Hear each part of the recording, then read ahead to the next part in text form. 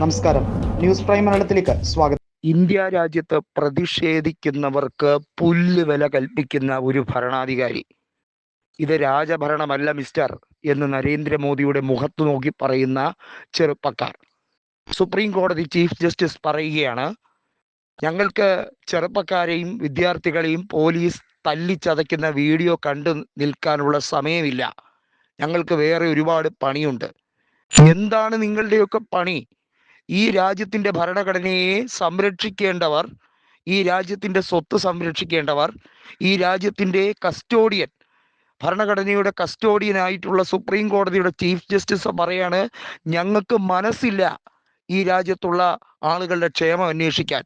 ഞങ്ങൾക്കറിയേണ്ടത് ഭരണാധികാരികളുടെ അധികാരം സംരക്ഷിക്കാൻ എന്തൊക്കെ വളഞ്ഞ വഴിയുണ്ടോ അതൊക്കെ സംരക്ഷിക്കലാണ് ഞങ്ങളുടെ ജോലി എന്നതാണോ സുപ്രീം കോടതി ചീഫ് ജസ്റ്റിസ് പറഞ്ഞതിൻ്റെ അർത്ഥം? ഒന്ന് മാത്രം നിങ്ങൾ മനസ്സിലാക്കുക, CJP അഥവാ കോക്രോച്ച് ജനതാ പാർട്ടി എന്ന് പറയുന്നത് കേവലം അഭിജിത് ദീപ്കയോ അതല്ലെങ്കിൽ കുറച്ച് ആളുകളോ ചേർന്ന് വരുന്ന ഒരു സംഘടനയല്ല. അത് ഈ രാജ്യത്തിലെ ഫാസിസ്റ്റ് സർക്കാരിനെതിരെയുള്ള ഒരു വലിയ മറുപടിയാണ്. ഈ രാജ്യം കോൺഗ്രസ് വെട്ടിപ്പിടിക്കാൻ തിരിച്ചു ശ്രമിക്കുന്നതിൻ്റെ സൂചനകളാണ് എന്നൊക്കെ പറഞ്ഞ് BJP തടിയൊഴിയാൻ ശ്രമിക്കുകയാണെങ്കിൽ ഈ രാജ്യം BJP വിരുദ്ധരുടെ ശക്തി കേന്ദ്രമായി തിരികെ വരും. അവിടെ കോൺഗ്രസ് മാത്രമായിരിക്കില്ല. കോൺഗ്രസ് ഒറ്റയ്ക്ക് ഭരണം പിടിക്കുമെന്ന് ഒരിടത്തും പറഞ്ഞിട്ടില്ല. എന്നാൽ അധികാരവർഗങ്ങളെ തഴച്ചു വളരാൻ അനുവദിക്കില്ല. അവർ ജീവിതം തകർക്കുകയാണ്, പാവപ്പെട്ട വിദ്യാർത്ഥികളുടെ ജീവിതം തകർക്കുകയാണ്. നീറ്റ് പരീക്ഷ എന്ന ഈ പേക്കൂത്ത് അവസാനിപ്പിക്കുക. വിദ്യാർത്ഥികളുടെ ക്ഷമ കെട്ടിരിക്കുകയാണ്.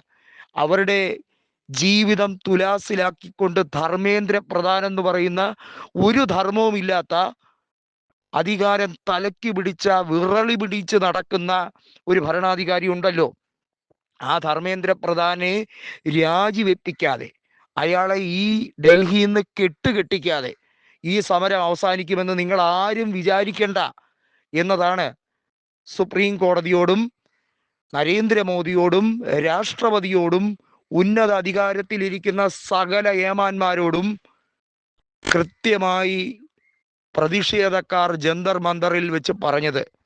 ഇതൊരു ഐതിഹാസിക സമരമെന്നോ ഇതൊരു വലിയ കലാപ സാഹചര്യമെന്നോ എന്തു വേണോ പറഞ്ഞോട്ടെ, ഈ രാജ്യത്ത് കൊടി പിടിക്കാൻ അവകാശം ഏത് സാധാരണക്കാരനും ഭരണഘടനയുടെ പേരിൽ കൊടി പിടിക്കാൻ അവകാശമുണ്ട്. അത് റദ്ദാക്കാനാണ് പരിപാടിയെങ്കിൽ, അത് തകർത്ത് തരിപ്പണമാക്കാനാണ് പരിപാടിയെങ്കിൽ നിങ്ങൾ പോയി വേറെ പണി നോക്ക്. നിങ്ങളല്ല ഈ രാജ്യം ഭരിക്കേണ്ടത്. ഈ രാജ്യം ഭാരതീയരുടെ മുഴുവനാണ്. ഏതെങ്കിലും വ്യക്തിയുടെ പിതാവിൻ്റെയോ മാതാവിൻ്റെയോ തറവാട് വകയല്ല ഇത് എന്ന് മിസ്റ്റർ മോദിയുടെ മുഖത്ത് നോക്കി പറയുന്ന ആ പെൺകുട്ടി ഉണ്ടല്ലോ, ആ പെൺകുട്ടി ഈ നൂറ്റാണ്ടിൻ്റെ പുത്രിയാണ്, ഈ ഭാരതത്തിൻ്റെ പുത്രിയാണ്.